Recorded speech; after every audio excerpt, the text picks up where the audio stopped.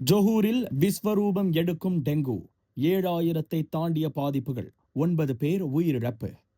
ஜொஹூர் மாநிலத்தில் நடப்பாண்டில் டெங்கு காய்ச்சல் தாக்கம் கடுமையான எச்சரிக்கையை விடுத்துள்ளது.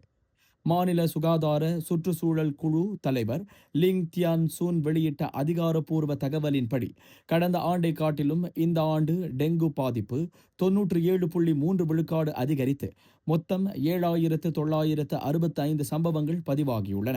இதில் துரதிர்ஷ்டவசமாக 9 பேர் உயிரிழந்துள்ளனர்.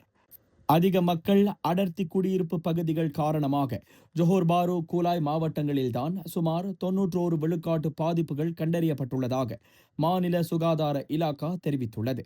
மேலும் தற்போது பரவி வரும் டெங்கு வைரஸ் வகையானது மிகவும் வீரியமிக்கது என்பதால் பொதுமக்கள் மிகுந்த எச்சரிக்கையுடன் இருக்க வேண்டும் என அவர் வலியுறுத்தியுள்ளார்.